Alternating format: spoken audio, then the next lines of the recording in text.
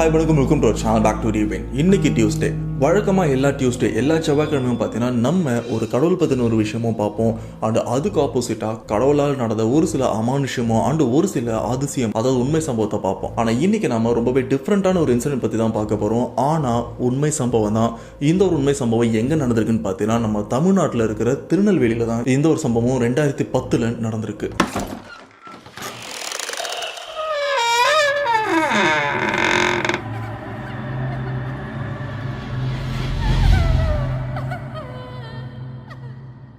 Okay, இப்போ தமிழ்நாட்டில் இருக்கிற திருநெல்வேலியில் நடந்த அந்த ஒரு சம்பவத்தை பற்றி பார்க்கலாம். திருநெல்வேலி 2010 இந்த ஒரு சம்பவத்தை நமக்கு ஷேர் பண்ணவர் தனசேகர். அண்ட் இந்த ஒரு சம்பவம் இவருக்கு தான் நடந்திருக்கான்னு கேட்டிங்கன்னா இவருக்கு நடக்கலை, இவங்க பெரியப்பா ஃபேமிலியில் தான் இந்த ஒரு சம்பவமும் நடந்திருக்கு. அந்த ஒரு சம்பவத்தை அப்படியே நமக்கும் ஷேர் பண்ணியிருக்காங்க. அதை பற்றி டீட்டெயிலாக பார்க்கலாம். தனசேகர் இவங்க பெரியப்பாவோட நேம் வாசு. அவரை நாம பெரியப்பா அப்படின்னு சொல்லலாம். அப்போ தான் இந்த சம்பவம் இன்னும் கொஞ்சம் உங்களுக்கு ஈஸியாக புரியும். பேசிக்காகவே பார்த்தீங்கன்னா பெரியப்பா இவங்க ஃபேமிலியில் இந்த பண விஷயன்றது ரொம்பவே அதிகமாக இருந்துட்டு இருக்கு. அப்படி இவர் என்ன பிஸ்னஸ் என்ன தொழில் பண்ணுறாருன்னு பார்த்தீங்கன்னா இந்த வட்டிக்கு விடுறது, அதுலேயும் இந்த கந்து வட்டிக்கு விடுற விஷயத்தை தான் இவரும் பண்ணிட்டு இருக்காரு. அந்த திருநெல்வேலியில் இருக்கிற அந்த பர்டிகுலரான ஏரியாவில் இவர்கிட்ட காசு வாங்காதவங்க யாருமே இருந்திருக்க மாட்டாங்க. எல்லாருமே காசு வாங்குவாங்க. ஆனால் அப்படி வட்டிக்கு கொடுத்த அந்த காசை விட டபுள் ட்ரிபிள் மடங்கு இவர் வட்டி போட்டு வாங்கிடுவாரு, அடிச்சாச்சு வாங்கிடுவாரு. அந்த மாதிரி கொஞ்சம் கோளாறான ஆளு தான். இப்படி காசு இருப்புக்கு ரொம்பவே அதிகமாக இருக்கிற பெரியப்பா இவருக்கு ஒரு பெரிய ஆசைன்னு பார்த்தீங்கன்னா இந்த திருநெல்வேலி ஜில்லாலே நாம தான் ஒரு பெரிய பணக்காரனாக இருக்கணும், நம்ம கிட்ட இருக்கிற அளவுக்கு யாருக்கிட்டுமே பணம் இருக்கக்கூடாது அப்படின்றது இவருக்கு ஒரு பெரிய ஆசையாகவே இருந்துட்டு இருக்கு. இதுக்காக இவர் நாடி போகிற, அதாவது இவர் தேடி போகிற ஒரு விஷயம்னு பார்த்தீங்கன்னா மாந்திரிகம். அதாவது இந்த மந்திரம் தந்திரம் இந்த மாதிரி விஷயத்த பயன்படுத்தி எப்படி இந்த காசு வரதை இன்னும் அதிகரிக்கலாம் அப்படின்னு இவரும் ஒரு சில பிளானும் பண்ணுறாரு. ஸோ இந்த பிளான் பண்ணதுக்கப்புறம் இவருக்கு ரொம்பவே க்ளோஸ் ஆன ஒரு மாந்திரிகம் தெரிஞ்ச பர்சன், இவருக்கு ரொம்பவே நம்பிக்கையான ஆள் தான். அவர்கிட்ட போயிட்டு எனக்கு இப்போ இருக்கிற பணத்தை விட பல மடங்கு அதிகம் வேணும், இந்த திருநெல்வேலியிலே நான் தான் ஒரு பெரிய பணக்காரனாக இருக்கணும், நான் தான் தலைக்கட்டாக இருக்கணும் அப்படின்னு இவரும் சொல்லியிருக்காரு. அண்ட் இந்த ஒரு விஷயத்தை கேட்ட அந்த மாந்திரிகர் அவர் என்ன பண்ணுறாருன்னா அதெல்லாம் நல்லா பண்ணிடலாம், ஆனால் எனக்கு நான் கேட்குற விஷயத்த நீ இந்த பூஜைக்கு தரணும், இதெல்லாம் நீ எனக்கு ரெடி பண்ணி கொடுத்தனா நீ சொன்னதை நான் நிறைவேற்றி தரேன் அப்படின்னு அந்த மாந்திரிகம் தெரிஞ்சா அந்த ஒரு பர்சனும் சொல்கிறாரு. அதெல்லாம் என்ன அப்படின்னு கேட்கும்போது இதில் ஒரு சில பொருள் ரொம்பவே ரெகுலராக கிடைக்கிற விஷயத்தை தான் அவரும் மென்ஷன் பண்ணியிருக்காரு.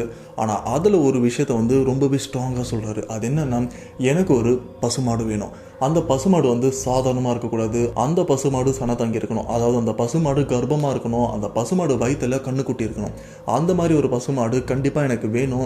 அப்படிப்பட்ட ஒரு பசுமாடு மட்டும் இல்லைன்னா இந்த விஷயத்த, அதாவது இந்த சடங்கு பூர்த்தி அடையாது, நான் சொன்ன இந்த பொருள் எல்லாத்தையுமே நீ ரெடி பண்ணிட்டு சொல்லி அனுப்பு, அதுக்கான தேதியை நான் சொல்கிறேன் அப்படின்னு இவரும் சொல்லிட்டு இங்கேருந்தும் கிளம்புறாரு. இந்த சைடில் பெரியப்பா இவரும் அந்த சடங்கு அந்த பூஜைக்கு தேவையான எல்லா விஷயத்தையுமே ரெடி பண்ணுறாரு. ஆனால் இவருக்கு மாடு மட்டும் கிடைக்கல, பசுமாடுக்கு நிறையவே கிடைச்சிட்டு இருக்கு. ஆனால் அதுலேயும் இந்த கர்ப்பமாக இருக்கிற பசுமாடு, அதாவது செனத்தங்கின பசுமாடு இவருக்கு கிடைக்கல. நிறைய பேர்கிட்ட போய் கேட்குறாரு.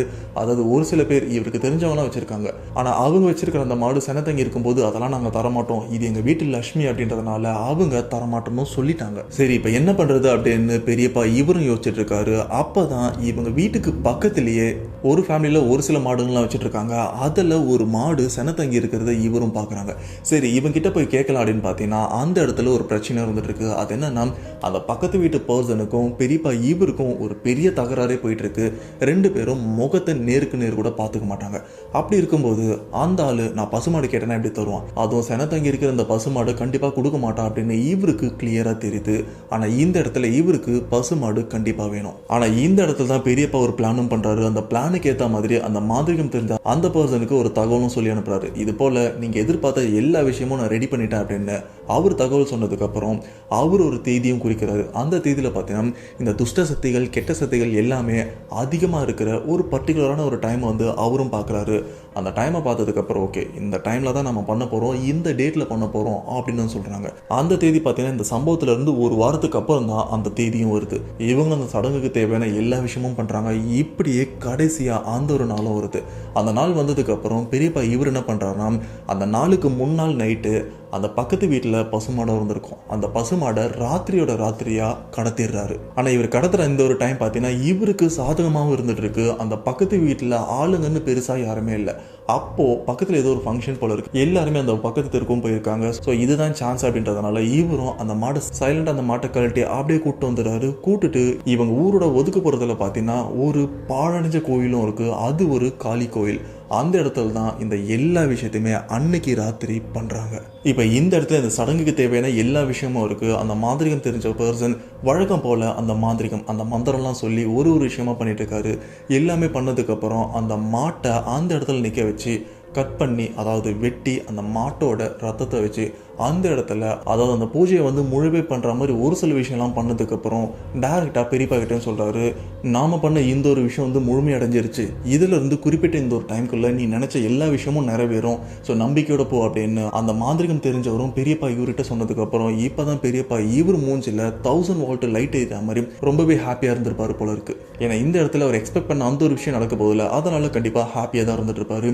இப்படியே ஒரு சில நாளும் போகுது. இந்த ஒரு சில நாள் போனதுக்கப்புறம் பெரியப்பா இவர் எக்ஸ்பெக்ட் பண்ண மாதிரி இவருக்கு பண வரவுன்றது வழக்கத்தை விட பல மடங்கு அதிகமாக வருது. அண்ட் இவருக்கு கிளியராக புரிஞ்சிருச்சு, இந்த பணம் வரதை வச்சு இதிலிருந்து குறிப்பிட்ட இந்த நாளுக்குள்ள நாம தான் இந்த ஏரியாக்கே ராஜா, இந்த ஊருக்கே நாம தான் ராஜா அப்படின்னு இவரும் ஃபிக்ஸ் பண்ணிட்டாரோ என்னவோ போல இருக்கு. இந்த ஒரு விஷயம் நடந்திருக்க இன்னொரு சைடில் பார்த்தீங்கன்னா அந்த பக்கத்து வீட்டில் அந்த மாட்டை இழந்தவங்க அவங்க ரொம்பவே கஷ்டப்படுறாங்க. அது ஒரு சாதாரண பசுமாடு, இல்லைன்னா சாதாரண மாடாக இருந்தால் கூட ஓகே தொலைஞ்சிருச்சு அப்படின்னு கொஞ்சம் ஃபீலில் இருந்திருப்பாங்க. பட் அது ஒரு செனத்தங்கன மாடு, ஒரு கர்ப்பமாக இருக்கிற ஒரு மாடு அப்படின்றதுனால இவங்க ரொம்பவே கஷ்டப்படுறாங்க. ஏன்னா அப்படிப்பட்ட அந்த மாடை வந்து வீட்டில் ஒரு ஆளாக அவங்களும் பார்த்துருப்பாங்க. ஆனால் உண்மையிலே இங்கே என்ன நடந்திருக்குன்னு நமக்கு தெரியும், ஆனால் அவருக்கு தெரியல. இப்படியே பெரியப்பா இவர் என்ன பண்ணுறாருன்னா, பெரியப்பா இவருக்கு 2 பொண்ணு இருக்காங்க. அவங்கள ஒரு பொண்ணுக்கு, அதாவது பொண்ணுக்கு கல்யாணமும் பண்ணிடுறாரு. அந்த கல்யாணத்தை வந்து வேற லெவலில் பண்ணுறாரு, நிறைய தடபடலாம் செலவு பண்ணி நல்லா பண்ணுறாரு. அந்த கல்யாணத்தை பண்ணி முடிச்சதுக்கு அப்புறம் பார்த்தீங்கன்னா அவரோட பொண்ணு அவங்க கல்யாணத்துக்கு அப்புறம் கர்ப்பமாகவும் வராங்க. அவங்களுக்கு 6வது மாதம். அந்த கர்ப்பமான 6வது மாதம் எப்போ வருதுன்னு பார்த்தீங்கன்னா 2011 ஜனவரி, இந்த பொங்கல் டைம். இந்த டைமில் தான் அவங்களும் 6 மாதம் கர்ப்பமாக இருந்துட்டு இருக்காங்க. இது எல்லாமே ரொம்பவே ஹாப்பியான விஷயம், ரொம்பவே பாசிட்டிவான விஷயமா பெரியப்பா இவரும் பார்த்துட்டு இருக்காரு, ரொம்பவே ஹாப்பியாக இருக்காரு. ஆனால் அன்னைக்கு தான் அவர் அஃபெக்ட் பண்ணுற மாதிரி அவர் பண்ண தப்புக்கு ஒரு பெரிய தண்டனையும் வருது. அது என்னன்னா, அன்னைக்கு அவங்க ஊரில் இந்த மாட்டு பொங்கல் அன்னைக்கு நிறைய மாடுகள் வந்து ஃப்ரீயாக கழட்டி விட்டுருவாங்க. அது அன்னைக்கு ஃபுல்லாக எங்கே வேணாலும் சுற்றிட்டு இருக்கும். அப்படிதான் அன்னைக்கு ஒரு பசுமாடு, அதுலேயும் பார்த்தீங்கன்னா இந்த ஆண் பசுமாடு, இவங்க பொண்ணு வெளியும் போயிருக்காங்க. அப்படி போகும்போது அந்த ஒரு பசுமாடு ரொம்பவே ஃபோர்ஸாக வந்து என்ன நினச்சதுன்னு தெரியல, அந்த மாடு இவங்க பொண்ணை வந்து வயிற்றிலே முட்டி இருக்கு. முட்டினது மட்டும் இல்லாமல் அந்த பொண்ணு தூக்கி போய் விழுந்திருக்காங்க. அப்படி கீழே விழுந்தா அந்த பொண்ணுக்கு ப்ளீட் ஆகுது, அதாவது ரத்தப்போக்கு அதிகமாகுது. இதுல இருந்து எக்ஸாக்டாக ஒரு அரை மணி நேரத்தில் அந்த பொண்ணு இறந்தும் போகிறாங்க. அவங்க மட்டும்தான் இறந்துருக்காங்கன்னு கேட்டிங்கன்னா அடி வயிற்றுல பட்டிருக்கு. ஸோ உள்ளே இருக்கிற அந்த ஒரு குழந்தையும் இறந்து போயிடுச்சு, 2 பேருமே இறந்து போயிட்டாங்க. ஆனால் இப்போ வரைக்கும் பெரியப்பா இவருக்கு தெரியல நாம் பண்ண தப்பால் தான் இந்த ஒரு விஷயம் நடந்திருக்கு அப்படின்னு. அவரும் அவரோட சகஜ வாழ்க்கையில் ஃபீல் பண்ணிட்டு தான் இருக்காரு. இருந்தாலும் தான் பண்ண அந்த ஒரு தப்பை உணரலை. ஆனால் உணர வேண்டிய அந்த ஒரு டைமும் வருது. அது என்னன்னா, 2வது பொண்ணுக்கும் கல்யாணம் நடக்குது. கல்யாணம் நடந்து முடிஞ்சதுக்கப்புறம் அவங்களும் கர்ப்பமாக்குறாங்க. ஆனால் இந்த இடத்துல அகைன் மாடு முட்டுற மாதிரி ஏதாச்சும் விஷயம் வந்துதான்னு கேட்டிங்கன்னா எதுவுமே நடக்கலை. அந்த ஒரு பொண்ணு அந்த 10 மாதம் முடியும் போது அவங்களுக்கு சுகப்பிரசவமும் நடந்ததாக சொல்லப்படுது. பட் அங்கே ஒரு பிரச்சனையும் இருக்குது. அது என்னன்னா, அவங்களுக்கு நல்லபடியாக குழந்தையும் பிறக்குது. அந்த குழந்தைய பார்க்க போன இந்த ஃபேமிலி எல்லாருக்குமே ஒரு பெரிய ஷாக்குன்னு சொல்கிறத விட அவங்க தலையில் இடி இறக்குன மாதிரி ஒரு பயங்கரமான சம்பவமும் அங்கே நடந்திருக்கு. இவங்களுக்கு பிறந்த அந்த ஒரு குழந்தையோட அந்த முக அமைப்பு எப்படி இருக்குன்னு பார்த்தீங்கன்னா, ஒரு மாட்டோட முக அமைப்பு, அதாவது ஒரு மாட்டோட ஃபேஸ் கட் இருக்கிற மாதிரி இந்த குழந்தையும் இருந்திருக்கு. பார்த்ததுக்கப்புறம் இவங்க கொஞ்சம் பார்த்தீங்கன்னா பயந்து வந்திருக்காங்க. அந்த அளவுக்கு அந்த குழந்தையோட உருவம் அப்படி இருந்திருக்கு. சரி, இந்த குழந்தைய வந்து கண்டிப்பாக நம்மளால் வளர்க்க முடியாது, இந்த குழந்தை பெருசானாலும் கண்டிப்பாக ரொம்பவே கஷ்டப்படும், அதனால் இந்த குழந்தைய வந்து நம்ம கருணை கொலை பண்ணிடலாம் அப்படின்னு அவங்களும் வந்து கருணை கொலை பண்ணியிருக்காங்க. சரி, இது வந்து ஏதாச்சும் ஒரு விட்டமின் குறைபாடால் வந்து இந்த மாதிரி குழந்தை பிறந்திருக்கும், சரி இதுக்கப்புறம் வந்து நம்ம நல்லா பார்த்துக்கலாம் அப்படின்னு செகண்ட் டைம் அவங்க பொண்ணு கன்சீவ் ஆகுறாங்க. அப்போ அவங்களுக்கு எல்லா விஷயமும் பார்த்து கொடுக்குறாங்க. ஸோ அப்படி கொடுத்ததுக்கப்புறம் அந்த ஒரு 10வது மாதமும் வருது, அகைன் சுகப்பிரசவமும் வருது. ஸோ அந்த குழந்தையும் பிறக்குது. பிறந்ததுக்கப்புறம் அகைன் எல்லாருமே பார்த்து ஷாக் ஆகுறாங்க. ஏன்னா மொதல் குழந்தை எப்படி இருந்ததோ சேம் அதே போல் தான் இந்த 2வது குழந்தையும் இருந்திருக்கு. இந்த 2வது குழந்தை மட்டும்தான் இப்படி இருந்ததான்னு கேட்டிங்கன்னா 2வது குழந்தை, 3வது குழந்தை, 4வது குழந்தை வரைக்கும் சேம் அதே மாதிரி தான் இருந்திருக்கு. அப்போ தான் இவங்க அப்பாவுக்கு, அதாவது பெரியப்பா இவருக்கு கிளியராக புரியுது, நாம் பண்ண தப்போட விளைவு தான் இப்போ நம்ம குடும்பத்தை பழி வாங்கிட்டு இருக்கு அப்படின்னு. இதுக்கப்புறம் உயிரோடு இருக்கிற இவங்க ரெண்டாவது பொண்ணு என்ன பண்ணுறாங்கன்னா, இதுக்கு மேலே நமக்கு குழந்தை பாக்கியம் கிடையாது அப்படின்னு அவங்களும் ஒரு விரத்தியில் சூசைட் பண்ணி இறந்தும் போகிறாங்க. இவங்க இறந்து போன ஒரு சில மாதத்துலேயே பார்த்தீங்கன்னா அவங்க அம்மா, அதாவது பெரியப்பா அவங்களோட மனைவி, அவங்க என்ன பண்ணுறாங்கன்னா, பொண்ணும் இறந்து போயிட்டா, அந்த ரெண்டாவது பொண்ணுக்கும் குழந்தை ஒழுங்காக போகிறக்கல, அவங்களும் இறந்து போயிட்டாங்க, நான் மட்டும் இருந்து என்ன பிரயோஜனம் அப்படின்னு அவங்க மனைவியும் ரொம்பவே சோகத்தோடு இருந்திருக்காங்க.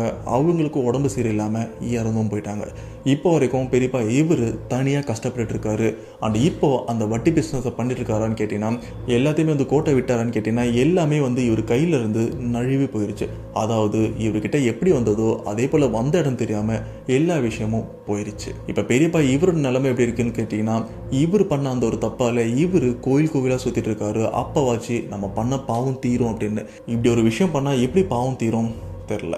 அண்ட் இப்போவும் பெரியப்பா உயிரோடு தான் இருந்துட்டு இருக்காரு. இப்போவும் நிறைய கோயிலுக்கு கோவிலாக சுற்றிட்டு இருக்காரு. இன்னும் எத்தனை வருஷம் சுற்ற போகிறாருன்னு தெரில. ஸோ இந்த ஒரு சம்பவத்தை கேட்கும்போது உங்களோட தோட்டம் என்ன, மறக்காம கமெண்ட் பாக்ஸில் மென்ஷன் பண்ணுங்கள். ஓகே, நம்ம லிஸ்ட்டில் ஃபர்ஸ்ட் பார்க்க போகிற உண்மை சம்பவம். இந்த உண்மை சம்பவத்தை நமக்கு யார் ஷேர் பண்ணாங்கன்னு பார்த்தீங்கன்னா, இவங்க நேம் மஞ்சுளா. இவங்க மதுரை மாவட்டமை சேர்ந்தவங்க. பட் மதுரையில் பர்டிகுலராக எந்த ஊரில் இருக்கேன் அப்படின்னு வந்து சொல்ல விரும்பலை. அதுக்கு ரீசன் இவங்களுக்கு வச்ச, இவங்க ஃபேமிலிக்கு வச்ச அந்த பிளாக் மேஜிக். அப்படிப்பட்ட அந்த பில்லி சூன்யத்தால் இப்போ வரைக்கும் இந்த ஒரு ஃபேமிலி பாதிக்கப்பட்டிருக்கு. அண்ட் அந்த ஃபேமிலியில் மஞ்சுளா இவங்க யார் யாரெல்லாம் இழந்திருக்காங்க, எதனால் இந்த ஒரு பிளாக் மேஜிக்கை இவங்களுக்கு வச்சுருக்காங்க அப்படின்றத இப்போ நம்ம டீட்டெயில்டாக பார்க்கலாம். மஞ்சுளா இவங்க ஃபேமிலியில் பார்த்தீங்கன்னா அம்மா அப்பா அண்ட் மஞ்சுளா இவங்களுக்கு ஒரு தம்பி இருந்துட்டு இருக்காங்க. ஆனால் இதில் ஒரு முக்கியமான விஷயம் பார்த்தீங்கன்னா, மஞ்சுளா அவங்க அப்பாவுக்கு 2 சம்சாரமும் இருந்துட்டு இருக்காங்க. ஸோ மொதல் சம்சாரத்துக்கு கல்யாணம் ஆகி கொஞ்ச நாள் பார்த்துருக்காங்க, அவங்களுக்கு குழந்தையும் பிறக்கல. ஸோ இதுக்கு மேலே இவங்களுக்கு குழந்தை பிறக்காது அப்படின்றதுனால ரெண்டாவதாக ஒருத்தவங்களையும் கல்யாணம் பண்ணியிருக்காங்க. ஸோ ரெண்டாவது கல்யாணம் பண்ணதுக்கப்புறம் தான் அவங்களுக்கு ஒரு குழந்தையும் பிறக்கிறாங்க. அதுதான் மஞ்சுளா. அண்ட் மஞ்சுளாவுக்கு ஒரு தம்பியும் பிறந்திருக்காங்க. இதில் இன்னொரு முக்கியமான விஷயம் பார்த்தீங்கன்னா, ரெண்டாவது கல்யாணம் பண்ணதுக்கப்புறம் மஞ்சுளா பிறக்கிறாங்க. ஆனால் மஞ்சுளா பிறந்த ஒரு சில மாதத்துலேயே பார்த்தீங்கன்னா மொதல் மனைவிக்கு அவங்களுக்கும் 2 குழந்தையும் பிறக்கிறாங்க. இப்போ இவங்க ஃபேமிலியில் மொதல் மனைவிக்கோ ரெண்டாவது மனைவிக்கோ 2 குழந்தைங்களும் இருந்துட்டு இருக்கு. ஸோ இதுதான் இவங்களோட ஃபேமிலி டீட்டெயில். ஆனால் உண்மையிலே இங்கேருந்து தான் பிரச்சனை ஸ்டார்ட் ஆச்சான்னு கேட்டிங்கன்னா, இங்கேருந்து எந்த பிரச்சனையுமே ஸ்டார்ட் ஆகல. இவங்க ஃபேமிலிக்குள்ளே இந்த ஒரு பிரச்சனையும் கிடையாது. பிரச்சனை இவங்க வீட்டுக்கு பின்னாடி இருந்து தான் ஸ்டார்ட் ஆயிருக்கு. ஆக்சுவலாக மஞ்சுளா இவங்க ஃபேமிலியில் பார்த்தீங்கன்னா அவங்க அப்பா ஒரு இடம் வாங்கி வீடும் கட்டியிருக்காங்க. வீட்டுக்கு பின்னாடி பார்த்தீங்கன்னா காலியாக இடமும் இருந்துட்டு இருக்கு. பட் அந்த இடத்துக்கு பின்னாடி இன்னொரு ஃபேமிலியும் இருந்துட்டு இருக்காங்க, வேற ஒரு ஃபேமிலி. அந்த ஒரு ஃபேமிலி என்ன சொல்கிறாங்கன்னா, இந்த இடத்துல 3 அடி எங்களுது வருது, ஸோ அந்த 3 அடி வந்து உங்கள் ஏரியாவில் இருந்துட்டு இருக்கு, அதை நாங்கள் எடுத்துக்கிறோம் அப்படின்னு அவங்க பிரச்சனை பண்ணவும் ஸ்டார்ட் பண்ணுறாங்க. இது என்னடா புது பிரச்சனை, ஒரு வேளை அவங்க சொல்கிறது உண்மையாக இருக்குமா அப்படின்னு மஞ்சுளா அவங்க அப்பா என்ன பண்ணுறாருன்னா, டாக்குமெண்ட் அந்த பத்திரம்லாம் எடுத்து பார்க்குறாங்க. எடுத்து பார்க்கும்போது கரெக்டாக மஞ்சுளா அப்பா எந்த அளவுக்கு இடம் வாங்கியிருக்காரோ, எவ்வளோ நீளம் எவ்வளோ ஆகணுமோ அது எல்லாமே இந்த ஒரு டாக்குமெண்ட்டில் பக்காவாக ரெஜிஸ்டர் ஆகிருக்கு. ஸோ இவங்களும் டாக்குமெண்ட் காமிச்சு, இல்லை இது எங்கள் இடம், நீங்கள் உங்கள் இடம்னு சொல்கிறீங்க, இதெல்லாம் ஒத்துக்க முடியாது அப்படின்னு அவங்க அப்பாவும் சொல்லியிருக்காங்க. பட் இந்த ஒரு பிரச்சனையை வந்து அந்த ஆப்போசிட்டில் இருக்கிற ஃபேமிலி பெருசு பண்ணலாம் அப்படின்னு ட்ரை பண்ணியிருக்காங்க. அவங்க என்ன பண்ணுறாங்கன்னா, அவங்களோட இடம் சொல்லி இவங்களோட நிலத்தை வந்து அபகரிக்கலாம் அப்படின்னு ட்ரை பண்ணியிருக்காங்க. பட் அந்த இடத்துல முடியாத ஒரு சுச்சுவேஷன் வந்துருக்கு. ஏன்னா போலீஸ் கிட்ட போனாலும் டாக்குமெண்ட் இவங்க கிட்ட பக்காவாக இருந்துருக்கு. அதனால் இந்த பின்னாடி வீட்டில் இருக்கிற அந்த ஒரு ஃபேமிலியால் எதுவுமே பண்ண முடியல. இந்த டைமில் தான் அவங்க கையில் எடுக்கிற ஒரு ஆயுதம், இந்த பில்லி சூனியம், இந்த மாதிரி விஷயத்தை ஏவி விடுறது. அப்படி எந்த மாதிரி செய்வினை வச்சிருக்காங்கன்னு பார்த்தீங்கன்னா, அந்த பின்னாடி வீட்டில் இருக்கிற அந்த ஒரு ஃபேமிலி மஞ்சுளா இவங்க அப்பா மேலே ஒரு குட்டிச்சாத்தானை தான் ஈவி விட்டுருக்காங்க. ஸோ இந்த ஒரு விஷயம் வந்து இவங்களுக்கு ஸ்டார்டிங்கில் தெரியல. இந்த மாதிரி குட்டிச்சாத்தானை நம்ம மேலே ஈவி விட்டுருக்காங்க அப்படின்ற எந்த ஒரு விஷயமே இந்த ஃபேமிலிக்கு தெரியாமல் இவங்களோட சகஜ வாழ்க்கையில் தான் இவங்க இருந்துட்டு இருக்காங்க. ஆனால் போக போக தான் இவங்க ஃபேமிலியில் ஒரு சில கெட்ட விஷயம்லாம் நடக்கும்போது தான் இவங்களும் நோட் பண்ணுறாங்க, ஒரு வேலை இப்படி இருக்குமோன்னு. இந்த செய்வினையோட வீரியம் எப்படி இருக்குன்னு பார்த்தீங்கன்னா, ஸ்டார்டிங்லேயே மஞ்சுளா இவங்களோட தங்கச்சினா மஞ்சுளா அவங்க பெரியமாவோட பொண்ணு, அவங்களுக்கு மேரேஜ் ஆகி ஹஸ்பண்டும் இருந்துட்டு இருக்காங்க. அந்த ஹஸ்பண்ட் அந்த கணவரை தான் ஃபர்ஸ்ட் அடிக்குது, அவரும் இறந்து போயிட்டாரு. பட் அந்த விஷயம் எப்படி நடந்தது அப்படின்னு கிளியராக சொல்லலை. அவங்க இன்னொரு வாய்ஸில் வந்து தனியாக சொல்கிறேன் அப்படின்னு கொஞ்சம் டைம் எடுத்திருக்காங்க. பட் தங்கச்சியோட ஹஸ்பண்ட் வந்து எப்படி இறந்தார் அப்படின்னு இந்த இடத்துல அவங்க சொல்ல சொல்லலை. ஆனால் தங்கச்சியோட கணவர் இப்போ உயிரோடு இல்லை, அவர் இறந்து போயிட்டாரு. ஸோ இதுக்கப்புறம் பார்த்தீங்கன்னா இவங்க அப்பா மஞ்சுளோட அப்பாவுக்கு பார்த்தீங்கன்னா நைட் டைமில் கெட்ட கனவா வந்து ஸ்டார்டிங்கில் வரவும் ஆரம்பிக்குது. இதுதான் இவங்க லைஃப்பில் ஃபஸ்ட்டு வர ஒரு சிம்டம்ஸ். ஸோ இந்த கனவுல வந்து ஒரு சில விஷயம் அவங்க அப்பாவை பயமுறுத்துற மாதிரியும், ஏதோ ஒரு விஷயம் அவரை துரத்துற மாதிரியும் நிறைய கெட்ட கனவா வந்துட்டு இருக்கு. ஆனால் இந்த ஒரு விஷயத்த மஞ்சுளா அவங்க அப்பா இவங்க ஃபேமிலியில் யார்கிட்டயுமே சொல்லலை, எனக்கு இப்படி ஒரு கனவு வருது அப்படின்னு. ஆனால் அந்த ஒரு கனவு வந்து அவரோட ஃப்ரெண்டுக்கிட்டே வந்து எனக்கு இது போல போல ஒரு கனவுலாம் வந்துட்டு இருக்குப்பா, ரொம்ப கஷ்டமா இருக்கு, தூங்க முடியல அப்படின்னு அவர் ஃப்ரெண்டு கிட்ட சொல்லி ரொம்பவே கஷ்டப்பட்டிருக்காரு. இது மட்டும் இல்லாமல் அன்னைக்கு ஒரு நாள் மஞ்சுளா அவங்க அப்பா வேலைக்கு போகலாம் அப்படின்னு வண்டி எடுத்துட்டு வேலைக்கும் போயிருக்காரு. வேலை எல்லாத்தையுமே முடிச்சுட்டு நைட்டு வீட்டுக்கும் வந்துட்டு இருக்காரு. அப்படி வீட்டுக்கு தனியாக வந்துட்டு இருக்கும்போது பார்த்தீங்கன்னா இவரோட வண்டியில் இவர் பேக் சீட்டில் பார்த்தீங்கன்னா சடனாக யாரோ ஏறி உட்காந்தா எப்படி இருக்கும், வண்டி ஒரு மாதிரி ஆடும் பார்த்தீங்களா, அந்த ஒரு விஷயத்தை இவரும் ஃபீல் பண்ணுறாரு. ஆனால் பின்னாடி யாருமே இல்லை. ஆனால் வண்டியில் வந்து ஒரு வெயிட்டான ஒரு விஷயம், யாரோ பின்னாடி உட்காந்துருக்காங்க அப்படின்னு மஞ்சுளா அவங்க அப்பாவுக்கு ரொம்பவே கிளியராக தெரிஞ்சிருக்கு. ஆனால் அந்த டைமில் அவர் பெருசாக அதுமாரி ரியாக்ட் பண்ணலை. ஏன்னா இந்த மாதிரி இடத்துல கண்டிப்பாக ரியாக்ட் பண்ணனா பிரச்சனை நமக்கு தான் அப்படின்னு இவரும் சுமூகமாக வீட்டுக்கும் வந்துடுறாரு. இதனாலே பார்த்தீங்கன்னா அவருக்கு உடம்பு முடியாமலும் போகுது. உடம்பு முடியாமல் போனதுக்கப்புறம் அவருக்கு ஒரு சில நேரத்தில் நைட் டைம்லேயே இவரை யாரோ பயமுறுத்துகிற மாதிரியும், அதுவும் நேர்லேயே வந்து இவரை பயமுறுத்துகிற மாதிரியும் இருந்திருக்கு. இவரை மட்டும்தான் டார்கெட் பண்ணி இந்த ஒரு விஷயமும் நடந்துட்டுருக்கு. இவங்க ஃபேமிலியில் பார்த்தீங்கன்னா மஞ்சுளாவாக இருக்கட்டும், அவங்க தம்பியாக இருக்கட்டும், அவங்க அம்மாவாக இருக்கட்டும், இவங்க யாருமே அந்த ஒரு விஷயம் டிஸ்டர்ப் பண்ணலை. ஈவன் அவங்க கண்ணு கூட தெரியல இப்படிப்பட்ட ஒரு விஷயம் இவங்க ஃபேமிலியில் நடக்குதுன்னு கூட இவங்களுக்கு ஒரு டவுட் கூட வரல. ஆனால் இது எல்லாமே முழுக்க முழுக்க அவங்க அப்பா மஞ்சுளா அவங்க அப்பாவை டார்கெட் பண்ணி தான் எல்லாமே நடந்துட்டு இருக்கு. அதுக்கு ரீசன் பார்த்தீங்கன்னா இந்த ஏவல் எல்லாத்தையுமே வந்து அவங்க அப்பாவை டார்கெட் பண்ணி மட்டும்தான் அனுப்பியிருக்காங்க. ஸோ அதனால தான் அவங்க அப்பாவுக்கு இந்த ஒரு விஷயமும் கண்டினியூவாக நடந்துட்டு இருக்கு. ஆனால் இது எல்லாமே வெறும் ஆரம்பம் அப்படின்னு தான் சொல்லணும். மஞ்சுளா அவங்க அப்பாவுக்கு உடம்பு சரியானதுக்கப்புறம் அவர் ஃப்ரெண்டு கூட வெளியில் போயிட்டு லேட் நைட்டில் வீட்டுக்கும் வராங்க. ஸோ ஃப்ரெண்டும் மஞ்சுளா அவங்க அப்பா இவங்க 2 பேரும் தான் வண்டியில் வந்துட்டு இருக்காங்க. அப்படி வந்துட்டு இருக்கும்போது பார்த்தீங்கன்னா அந்த இடத்துல ஒரு மிகப்பெரிய உருவத்தை வந்து மஞ்சுளா அவங்க அப்பா மட்டும் இல்லை, கூட இருக்கிற மஞ்சுளா அவங்க அப்பாவோட ஃப்ரெண்டும் அந்த இடத்துல பார்த்துட்டு இருக்காரு. பார்த்து 2 பேருமே அந்த இடத்துல மிரண்டு போகிறாங்க. ஏன்னா அந்த உருவம் பார்க்கறதுக்கு அவ்வளோ மோசமாக வந்துட்டு இருக்கு. ஆனால் அந்த உருவம் டைரெக்டாக டார்கெட் பண்ணி மஞ்சுளா இவங்க அப்பா கிட்ட மட்டும்தான் வந்துட்டு இருக்கு. அந்த உருவத்தோட ஃபுல் அண்ட் ஃபுல் நோக்கம் என்னன்னு பார்த்தீங்கன்னா மஞ்சுளா இவங்க அப்பாவை மட்டும் ஏதாச்சும் பண்ணணும் அப்படின்னு தான் அதுவும் வந்துட்டு இருக்கு. இந்த ஒரு விஷயம் பார்க்குற பக்கத்தில் இருக்கிற ஃப்ரெண்டுக்கு ஒன்றுமே புரியல இங்கே என்ன நடக்குதுன்னு. பக்கத்தில் இருக்கிற அந்த ஃப்ரெண்டை வந்து மஞ்சுளா அவங்க அப்பா கிட்ட அந்த உருவம் நம்மளை பார்த்து தான் வந்துட்டு இருக்கு, நம்ம கிட்ட தான் வந்துட்டு இருக்கு, ஆனால் அதை பார்க்க வந்து கிளியராக தெரியல, எனக்கு ரொம்ப பயமாக இருக்கு, நம்ம இங்கேருந்து போயிடலாம் அப்படின்னு மஞ்சுளா அவங்க அப்பா கிட்ட சொல்லிட்டு இருக்காரு. ஆனால் இந்த இடத்துல மஞ்சுளா அவங்க அப்பாவில் எதுவுமே பண்ண முடியல. ஏன்னா ஆப்போசிட்டில் வர அந்த ஒரு உருவம் ஏதோ ஒரு விஷயம் பண்ணியிருக்கு போல இருக்கு. இதனாலே பார்த்தீங்கன்னா அந்த இடத்துல மஞ்சுளா அவங்க அப்பாவால் மூவ் பண்ண கூட முடியல. அவரை யாரோ கட்டி போட்ட மாதிரி அந்த இடத்துல நின்றுட்டு இருக்காரு. ஆனால் உண்மையிலே அவரை கட்டி போட்டிருக்காங்களான்னு கேட்டிங்கன்னா கட்டி போடலை. இந்த கண்ணுக்கு தெரியாத கட்டுன்னு சொல்லுவாங்க பார்த்தீங்களா, அந்த மாதிரி ஏதோ ஒரு விஷயத்தால் அவரையும் கட்டி போட்டிருக்காங்க. அவரால் அங்கேருந்து ஒரு இன்ச்சு கூட மூவ் பண்ண முடியல. ஆனால் கூட இருக்கிற ஃப்ரெண்டு என்ன பண்ணுறாருன்னா, ஓகே இவனுக்கு ஏதோ ஆயிட்டு இருக்கு, இவனை எப்படியாச்சும் கூட்டு போயிடலாம் அப்படின்னு அவரோட கையை பிடிச்சி இங்கேருந்து இழுக்கிறதுக்கும் ட்ரை பண்ணுறாரு. பட் அவரால் ஒரு துளி கூட அவரை அசைக்க முடியல. அந்த அளவுக்கு ரொம்பவே ஸ்ட்ராங்காக அவரும் நின்றுருக்காரு. ஏதோ ஒரு விஷயம் அவரை கட்டுப்படுத்தி அந்த இடத்துல நிற்க வச்சிருக்கு. இதுக்கப்புறம் தூரத்துல இருந்து வந்துட்டு இருக்கிற அந்த ஒரு உருவம் இவரு கால் பக்கத்துல வந்துருச்சு. இவர் கால் கிட்ட நின்று இவரை பார்த்து ரொம்பவே அகோரமா சிரிச்சிட்டும் இருக்கு. சிரிச்சிட்டு அங்கிருந்து கொஞ்ச நேரத்திலே மறைஞ்சும் போகுது. அப்படி சிரிச்சிட்டு மறைஞ்சு போன அந்த உருவம் இந்த இடத்துல எதுவுமே பண்ணலையான்னு கேட்டீங்கன்னா ஒரு விஷயமும் சொல்லிட்டு தான் போயிருக்கு. அது என்னன்னா, உன்னை கொல்றதுக்காக தான் என்னையும் ஏவி விட்டுருக்காங்க, உன்னை நான் கொல்லாமல் விட மாட்டேன், கண்டிப்பாக நான் உன்னையும் கொல்லுவேன், உன்னை கொன்னதுக்கப்புறம் உன் சம்மந்தப்பட்ட யார் யாரை கொல்ல வேண்டியிருக்குன்னு எனக்கு லிஸ்ட்டு சொன்னாங்கன்னா அவங்க எல்லாருமே கண்டிப்பாக நான் கொன்னுருவேன் அப்படின்னு தான் அந்த உருவம் சொல்லிட்டு ஒரு மாதிரி கோரமாக சிரிச்சுட்டு இங்கேருந்தும் கிளம்பிடுது. இந்த இடத்துல மஞ்சுளா அவங்க அப்பாவுக்கு உண்மையிலே என்ன நடக்குது, வந்தது யார், எதுக்காக வரணும், எதுக்காக இந்த மாதிரி விஷயம்லாம் பண்ணணும், என்ன எதுக்கு டார்கெட் பண்ணணும் அப்படின்னு எந்த ஒரு டீட்டெயிலுமே தெரியாமல் இருக்குது. ஏன்னா அவர் யாருக்காச்சும் ஏதாச்சும் ஒரு பிரச்சனை பண்ணியிருந்தாருன்னா ஓகே இது மூலியமாக தான் நமக்கு வந்திருக்கு அப்படின்னு ஓரளவுக்கு ஐடியா இருக்கும்.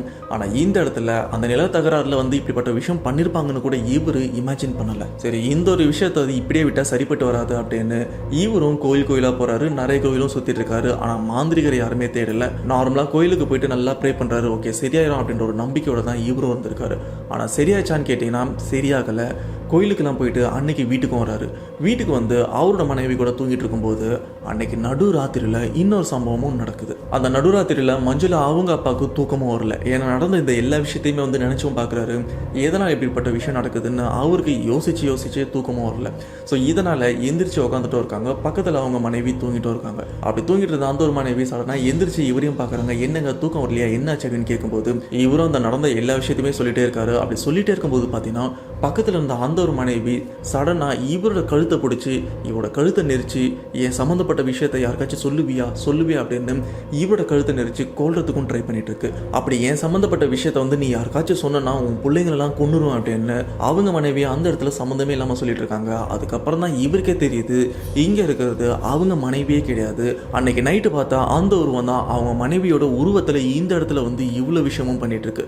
இதில் இவர் டெஸ்ட் பண்ணி பார்த்துருக்க போல இருக்கு. இது போல நார்மலாக கேட்டால் ஆட்டோமேட்டிக்காக நம்மளை பற்றி விஷயத்த வெளியில் யார்கிட்டயாச்சும் சொல்கிறானா அப்படின்னு இந்த உருவமும் வந்து செக் பண்ணியிருக்கு. செக் பண்ணதுக்கேற்ற மாதிரி தான் இந்த இடத்துல நடந்திருக்கு. ஸோ இன்கேஸ் இந்த உருவத்தை பற்றி விஷயத்த வெளியில் யார்கிட்டயாச்சும் சொன்னால் இவங்க குழந்தைங்களை வந்து கொன்னுருவேன் அப்படின்னு அந்த உருவமும் சொல்லிட்டு அங்கேருந்தும் மறைச்சு போயிருக்கு. ஸோ இந்த இடத்துல இவ்வளோ நேரம் இருந்தது இவரோட மனைவி இல்லை, மனைவி ரூபத்தில் இருந்த அந்த ஒரு ஏவல். இதுக்கப்புறம் மஞ்சுளா இவங்க அப்பாவுக்கு என்ன பண்ணுறதுன்னு தெரியல. இவரோட நோக்கம் இப்போ என்னவா இருந்திருக்குன்னு பார்த்தீங்கன்னா, இவ்வளோ கஷ்டத்தை நான் அனுபவிக்கிறத விட பேசாமல் நான் தற்கொலை பண்ணி இறந்து போயிடலாம் அப்படின்னு தான் இவரோட மைண்ட்லையும் ஓடிட்டும் இருந்திருக்கு. அப்படி இன்னைக்கு வந்துட்டு போன சேம் அதே உருவம் இன்னொரு நாளும் வருது. வந்ததுக்கப்புறம் அந்த உருவத்துக்கிட்ட மஞ்சுளா இவங்க அப்பா ஒரு விஷயமும் சொல்கிறாரு. என் பசங்களை என் குடும்பத்தை வந்து எந்த தொந்தரவும் பண்ணாத, உனக்கு நான் தானே வேணும், நீ என்ன கொண்டுக்கோ, என் குடும்பத்தை விட்டு அப்படின்னு சொன்னதுக்கப்புறம் அந்த ஒரு ஏவல் என்ன பண்ணியிருக்குன்னா இவரை பொசஸ் பண்ண ட்ரை பண்ணியிருக்கு. இவரை பொசஸ் பண்ணி இவர் உடம்புலையும் போயிட்டுருக்கு. ஸோ இவர் உடம்புல போனதுக்கப்புறம் கொஞ்சம் கொஞ்சமாக அணுவாக சித்திரவதை பண்ணி தான் இவரையும் துன்புறுத்திருக்கு. அப்படி துன்புறுத்தின அந்த ஒரு விஷயம் இவரை மரணப்படுக்கையிலே தள்ளியிருக்கு அப்படின்னு கூட சொல்லலாம். அன்னைக்கு ஒரு நாள் இவரோட கடைசி நேரம், அந்த கடைசி காலத்தில் இருந்துட்டு இருக்கும்போது இவங்க குடும்பத்தார்கிட்ட, அது மனைவியாக இருக்கலாம், மகளாக இருக்கலாம், மகனாக இருக்கலாம், இவங்க எல்லாருக்கிட்டையுமே வந்து ஒரு விஷயத்தை வந்து ரொம்பவே கஷ்டப்பட்டு உண்மையிலே இதுதான் நடந்திருக்கு அப்படின்னு ஏதோ ஒரு விஷயத்த சொல்ல வந்திருக்காருன்னு நினைக்கிறேன். பட் அந்த விஷயத்த சொல்றதுக்குள்ளவே இவர் இறந்து போயிட்டாரு.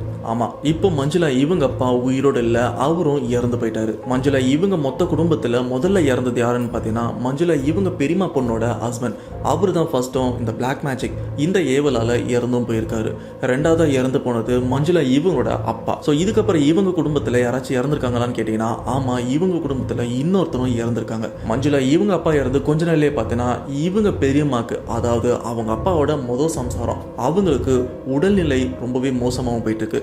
பட் அவங்க இறக்கும்போது ஒரு விஷயத்தையும் சொல்லியிருக்காங்க, அடிக்கடி ஏதோ ஒரு உருவம் வந்து என்னை ரொம்பவே டிஸ்டர்ப் பண்ணிட்டு இருக்கு, என்ன ரொம்பவே பயமுறுத்திட்டு இருக்கு அப்படின்னு அவங்க இறக்குற சிச்சுவேஷன்ல சொல்லியிருக்காங்க.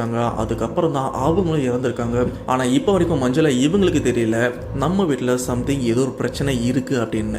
இப்போ முதல் சம்சாரமும் இறந்துட்டாங்க. அடுத்து ரெண்டாவது சம்சாரமான மஞ்சுளா இவங்களோட அம்மாவை டார்கெட் பண்ண ஆரம்பிக்குது. அவங்களுக்கு ரீசெண்டாக பார்த்தீங்கன்னா நிறைய கெட்ட கெட்ட விஷயம்லாம் நடந்துட்டும் இருக்கு. அண்ட் அவங்க டார்கெட் பண்ணுற மாதிரியும் சம்திங் ஏதோ ஸ்ட்ரேஞ்சாக கெட்டதும் நடந்துட்டு இருக்கு. ஒரு நாள் அவங்க கழுத்தை ஏதோ ஒரு உருவம் பிடிச்சி கொள்றதுக்கும் ட்ரை பண்ணிட்டு இருக்கு. ஆனால் அந்த ஒரு விஷயத்துலேருந்து எப்படியோ எஸ்கேப் ஆகிட்டு இருக்காங்க. ஸோ எஸ்கேப் ஆனதுக்கப்புறம் இதுக்கு மேலே என்னால் பொறுக்க முடியாது அப்படின்னு அவங்க ஃபேமிலி கிட்ட நடந்த எல்லா விஷயத்தையுமே சொல்கிறாங்க. ஆமாம், எனக்கும் கொஞ்ச நாளாக பார்த்தீங்கன்னா இந்த மாதிரி விஷயம்லாம் நடந்துட்டு இருக்கு, நம்ம வீட்டில் சம்திங் ஏதோ இருக்குது, நம்மளை ஏதோ கெட்டது வந்து தொல்லை பண்ணிட்டு இருக்கு அப்படின்னு அவங்க அம்மா சொன்னதுக்கப்புறம் தான் மஞ்சுளா இப்போவே பயப்பட ஆரம்பிக்கிறாங்க. அந்த மஞ்சுளாக்கு இப்போ தான் இன்னொரு விஷயமும் தெரிய வருது. அது என்னன்னா மஞ்சுளா அவங்க அப்பாவோட ஃப்ரெண்டு. அந்த ஃப்ரெண்டு கிட்ட தான் மஞ்சுளா அவங்க அப்பா அவர் லைஃப்பில் நடந்த எல்லா கெட்ட விஷயத்தையும் வந்து ஷேர் பண்ணியிருப்பாரு. அவர் இறந்ததுக்கப்புறம், அதாவது மஞ்சுளா அப்பா இறந்ததுக்கப்புறம் தான் அந்த ஒரு நண்பர் மஞ்சுளா இவங்க கிட்ட வந்து இது போல் உங்கள் அப்பா நிறைய கெட்ட விஷயத்தெல்லாம் பார்த்துருக்காரு, பட் அந்த டைமில் உங்ககிட்ட சொல்லலை, சொன்னால் நீங்கள் பயந்துருவீங்க அப்படின்னு தான் சொல்லலை போல இருக்கு, ஆனால் என்கிட்ட எல்லா விஷயமும் சொல்லியிருக்காரு. அன்றைக்கி நானும் உங்கள் அப்பாவும் வெளியில் போயிட்டு இருக்கும்போது ஒரு பெரிய உருவம் உங்கள் அப்பா அட்டாக் பண்ண ட்ரை பண்ணியிருந்தது. அண்ட் உங்கள் அப்பா கால்கிட்டே நின்று ஒரு மாதிரி சிரிச்சுட்டும் இருந்திருக்கு. அண்ட் உன்னை கொல்றதுக்காக தான் என்னை ஏபியும் விட்டுருக்காங்க, உன்னையும் கொல்லுவேன், உன் குடும்பத்தில் இருக்கிற எல்லாரையும் கொல்லுவேன்னு சொல்லிட்டு அங்கேருந்து மறைஞ்சு போயிருக்கு. அந்த உருவம் தான் உங்கள் அப்பாவை வந்து கொண்டு இருக்கு. இது மட்டும் இல்லாமல் ஒரு தடவை உங்கள் அப்பாவுக்கு ஒரு கனவு வந்திருக்குன்னு சொல்லியிருப்பாரு. ஆனால் அந்த கனவுல உண்மையிலே என்ன நடந்திருக்குன்னு பார்த்தீங்கன்னா, அந்த கனவுல பார்த்தீங்கன்னா சின்னதாக ஒரு உருவத்தையும் பார்த்துருக்காங்க. அந்த உருவம் ஒரு கறி துணியை மட்டும் தான் கட்டியிருந்திருக்கு, அதாவது கருப்பாக கரையாக இருக்கிற ஒரு துணியை மட்டும் தான் கட்டியிருந்திருக்கு. அந்த உருவம் தான் உங்கள் அப்பாவை அடிக்கடி வந்து தொல்லையும் பண்ணியிருக்கு. அந்த உருவம் வேற எதுவுமே இல்லை, அது ஒரு குட்டிச்சாத்தான். உங்கள் குடும்பத்து மேலே ஈவி விட்ட ஒரு குட்டிச்சாத்தானால தான் இவ்வளவும் நடந்துட்டு இருக்குன்னு அந்த நண்பர் இவங்க ஃபேமிலிகிட்ட சொன்னதுக்கப்புறம் தான் நம்ம ஃபேமிலியில் இவ்வளோ பிரச்சனை இருக்குன்னு மஞ்சுளா இவங்களுக்கும் தெரிய வருது. ஸ்டார்டிங்கில் தங்கச்சியோட ஹஸ்பண்டாக இருக்கட்டும், அண்டு அப்பாவாக இருக்கட்டும், இப்போ பெரியம்மாவாக இருக்கட்டும், அடுத்து நம்ம அம்மா, இவங்க எல்லாருமே இறந்ததுக்கு ரீசன் அந்த குட்டிச்சாத்தான தான் இருந்துட்டு இருக்கு. அதாவது அந்த ஏவலை ஏவி விட்டதுனால தான் இப்போ நம்ம அம்மாவே டார்கெட் பண்ணியிருக்கு, நம்ம குடும்பத்தையே இப்படி பண்ணிட்டு இருக்காரு. அது எல்லாத்தையுமே தெரிஞ்சிட்ட மஞ்சுளா இந்த இடத்துல ரொம்பவே கஷ்டப்படுறாரு. அப்போ தான் அப்பாவோட நண்பர் அவர் என்ன சொல்கிறாருன்னா, இல்லைம்மா இதெல்லாம் சரி பண்ணிடலாம், எனக்கு தெரிஞ்ச ஒரு சில பேர் இருக்காங்க, நான் அவங்கள கூப்பிட்றேன் அப்படின்னு பூசாரி, மந்திரிக்கிறவர் அண்டு குறி சொல்கிறவர், இவங்க 3 பேரையுமே வந்து இவங்க வீட்டுக்கும் வர வைக்கிறாங்க. வர வச்சதுக்கப்புறம் அந்த 3 பேருமே உங்கள் வீட்டில் இதைத்தான் ஏவி விட்டுருக்காங்க அப்படின்னு கிளியராக அந்த ஒரு விஷயத்தையும் சொல்லிடுறாங்க. உங்கள் குடும்பத்து மேலே வந்து ஒரு குட்டிச்சாத்தானை தான் ஏவி விட்டுருக்காங்க, ஆனால் இந்த குட்டிச்சாத்தான்லேயே வந்து இது ஒரு தினுசானது, இந்த ஒரு குட்டிச்சாத்தானால உங்கள் குடும்பத்தையே வந்து தரிசாக்க முடியும், அந்த அளவுக்கு இது ரொம்பவே மோசமானது, அப்படிப்பட்ட ஏதோ ஒரு விஷயத்தை தான் உங்கள் மேலே ஈவி விட்டுருக்காங்க அப்படின்னு அங்கே வந்து அந்த 3 பேரும், அந்த பூசாரி அண்ட் மந்திரிக்கிறவர், குறி சொல்கிறவர், இவங்க 3 பேருமே டிட்டோவாக இந்த ஒரு விஷயத்தை தான் சொல்லியிருக்காங்க. ஆனால் இந்த இடத்துல அந்த 3 பேருமே ஒரு விஷயம் சொல்கிறாங்க, கவலைப்படாதீங்க, இந்த ஒரு விஷயத்துல இருந்து, இந்த கெட்டத்துல இருந்து உங்களை நாங்கள் காப்பாற்றணும் அப்படின்னு சொல்லியிருக்காங்க. ஆனால் இந்த 3 பேருமே வந்து கேரளாவில் இருக்கிற ஒரு நம்பூதிரியும் வர வைக்கிறாங்க. வர வச்சதுக்கப்புறம் அன்னைக்கு மஞ்சுளா வீட்டில் ஒரு மோசமான விஷயமும் நடக்குது. ஆக்சுவலாக இந்த இடத்துல மஞ்சுளா அவங்களோட வாய்ஸை வந்து மாடிஃபை பண்ணி ஷேர் பண்ணுறேன். ஏன்னா உண்மையிலேயே அந்த இடத்துல அவங்க எப்படி ஃபீல் பண்ணியிருக்காங்க அப்படின்றத உங்களுக்கு புரிய வைக்கணும் அப்படின்னு தான். 3 பேர் உட்காந்துருக்கோம் ப்ரோ. சத்தியமாக வேறு லெவல். என் பக்கத்தில் வந்து உட்காந்துருக்கு ப்ரோ. பார்த்துட்டு ஒரு நிமிஷம் அழுதுட்டேன் ப்ரோ. ஐயோ நான் சாகத்தான் போகிறேனா அப்படின்ட்டு. இல்லை அப்போ கேரளா அந்த மந்திரம் சொன்னாங்க. இல்லை நாங்கள் இருக்கோம்ல பார்த்துக்குறோம் அப்படின்னு சொன்னாங்க ப்ரோ. கொஞ்சம் பக்கத்தில் தான் அந்த கட்டம் போட்டிருந்தாங்க ப்ரோ. ஏன்னா பக்கத்தில் தான் அந்த ஒரு மாதிரி ஸ்டார் மாதிரி கட்டம் போட்டிருந்தாங்க. அதுக்குள்ளே உட்காந்துருக்கு ப்ரோ. டக்குன்னு பார்த்தோன்னே எனக்கு ரொம்ப பயமாயிடுச்சு. பயந்துட்டேன் நான். அப்புறம் அதுதான் ப்ரோ சொல்லிச்சு, இந்த மாதிரி இவங்க குடும்பத்துக்கு இட பிரச்சனைக்கு ஏவி விட்டுருக்காங்க. இன்னார் தான் ஏவி விட்டாங்க சொல்லி அந்த பர்சனோட நேமையும் சொல்லிடுச்சு, அவங்க குடும்பத்தோட நேமையும் சொல்லிடுச்சு. அப்புறம் தம்பி இப்போ என்ன பண்ணலாம் சாமி அப்படின்னு, ஒன்று அவங்களை திருப்பி விடணும், இல்லாட்டா இதை உங்கள் ஃபேமிலியிலேருந்து துரத்தி விடணும், நீங்கள் என்ன செய்வீங்க? தம்பி சொல்லிட்டான், இல்லை பரவாயில்ல, நாங்கள் பட்ட கஷ்டத்தை அவங்க பட வேணாம், திருப்பியெல்லாம் விட வேணாம் ப்ரோ, எங்களுக்கு வராமல் இருந்தால் போதும் சாமி அப்படின்னு சொல்லி இது பண்ணிட்டான். அப்புறம் எங்களுக்கு வரவிடாமல் அவங்க வந்து அந்த வேலையெல்லாம் பார்த்து இப்போ ஓரளவுக்கு ஓகேவாக இருக்குது. ஆனால் இந்த இன்சிடென்ட் சத்தியமாக சொல்கிறேன் ப்ரோ, நேரில் நான் பார்த்தது. கண்டிப்பாக நீங்கள் சொல்லல யாரும் நம்புவாங்களோ நம்ப மாட்டாங்களோ அது எனக்கு தெரியாது. சத்தியமாக கடவுளுக்கு பொதுவாக சொல்கிறேன், இது உண்மையாலுமே நடந்த இன்சிடென்ட் தான். இந்த இடத்துல மஞ்சுளா இவனோட வாய்ஸை ஷேர் பண்ண வேண்டாம் அப்படின்னு சொன்னதுக்கு ரீசன் என்னன்னு பார்த்தீங்கன்னா, இப்போவும் அந்த பின்னாடி வீட்டில் இருக்கிற அந்த ஒரு ஃபேமிலிக்கு இவங்க அந்த பிளாக் மேஜிக்கை வந்து கிளியர் பண்ணிட்டாங்க அப்படின்னா அவங்களுக்கு தெரியாது. இன்கேஸ் அந்த ஃபேமிலிக்கு தெரிஞ்சதுன்னா ஓகே, இவங்க இதெல்லாம் கிளியர் பண்ணிட்டாங்க போல இருக்கு, திரும்பவும் நம்ம வைக்கலாம் அப்படின்னு அவங்க வச்சிருவாங்க அப்படின்ற ஒரு பயத்தில் தான் இந்த ஒரு ஃபேமிலியும் இப்போவும் இருந்துட்டு இருக்கு. ஸோ இந்த ஒரு ரீசனால தான் இவங்களோட ஒரிஜினல் வாய்ஸை வந்து ஷேர் பண்ண வேண்டாம்னு சொல்லியிருக்காங்க. அதனால தான் அவங்க வாய்ஸில் வந்து ஒரு சில மாடிஃபை பண்ணி அந்த ஒரு ஃபீலை உங்களுக்கு கொடுக்க ட்ரை பண்ணேன். ஆனால் மஞ்சுளா இவங்க ஃபேமிலியை பற்றி ஒரு நல்ல விஷயம் சொல்லணும்னா, இவ்வளோ இழப்பை வந்து இவங்க இழந்ததுக்கப்புறம் இவங்க நினைக்கிற ஒரு விஷயம் பார்த்தீங்கன்னா, எங்கள் ஃபேமிலிக்கு தான் இந்த ஒரு விஷயம் நடந்திருக்கு, ஸோ எங்களுக்கு தான் இந்த ஏவி விட்டு அப்பாவாக இருக்கட்டும், பெரியம்மாவாக இருக்கட்டும், தங்கச்சியோட ஹஸ்பண்டாக இருக்கட்டும், 3 பேருமே நாங்கள் இழந்திருக்கோம். ஆனால் இந்த ஒரு விஷயத்தை வந்து அந்த ஆப்போசிட்டில் இருக்கிற அந்த ஒரு ஃபேமிலியை அனுபவிக்க வேண்டாம். இதை நீங்கள் அவங்க மேலே திரும்பவும் ஏவி விடாதீங்க. ஏவி விட்டிங்கன்னா எங்களை மாதிரி தான் அவங்களும் கஷ்டப்படுவாங்க அப்படின்னு ரொம்பவே பெருந்தன்மையோட இவங்களும் இதை நீங்கள் முடிச்சு விட்டால் மட்டும் போதும், அவங்களுக்கு ஏவி விடாதீங்க அப்படின்னு அந்த மாந்திரிகர்கிட்ட ரெக்வஸ்ட் பண்ணியும் சொல்லியிருக்காங்க. சரி, எதிர்ச்சியாக இந்த ஒரு வீடியோ வந்து அந்த பர்டிகுலர் ஆப்போசிட்டில் இருக்கிற அந்த ஒரு ஃபேமிலி பார்த்தாச்சு திருந்துவாங்கன்னு நினைக்கிறேன். அப்படி திருந்தலைன்னா ரொம்பவே கஷ்டம் தான். ஸ்டில் இப்போவும் மஞ்சுளா இவங்க ஃபேமிலியில் பார்த்தீங்கன்னா அந்த ஒரு பயத்தோடு தான் இருந்துருக்காங்க. அண்ட் இவங்க ஃபேமிலியில் இன்னமும் ஒரு சில சின்ன சின்ன கெட்ட விஷயம்லாம் நடந்துட்டுருக்கு. ஆனால் பெருசாக இவங்களை பாதிக்கிற மாதிரி எதுவுமே நடக்கலை. இப்போவும் அந்த ஒரு விஷயம் இவங்களை விட்டு போகல அப்படின்ற மாதிரி தான் இருந்துட்டும் இருக்குது. இந்த ஒரு பயத்தினால தான் மஞ்சுளா இவங்களோட ஒரிஜினல் பேரையும் சொல்லலை, அண்ட் மதுரையில் எந்த ஊரில் இருக்குன்னு சொல்லலை, அண்ட் இவங்களோட ஒரிஜினல் வாய்ஸை வந்து ஷேர் பண்ண வேண்டாம்னு சொல்லியிருக்காங்க. அதுக்கு ரீசன் எல்லாமே அந்த பின் வீட்டில் இருக்கிற அந்த ஒரு ஃபேமிலி தான். எப்படி இருந்தாலும் அந்த பின் வீட்டில் இருக்கிற அந்த ஒரு ஃபேமிலிக்கு நடக்க வேண்டியது நடந்தே ஆகும். இதை யார் நினைச்சாலும் தடுக்க முடியாது. ஸோ மஞ்சுளா இவங்க லைஃப்ல நடந்த இந்த ஒரு சம்பவத்தை கேட்கும்போது உங்களோட தோட்டம் மறக்காம கமெண்ட் பாக்ஸில் மென்ஷன் பண்ணுங்க.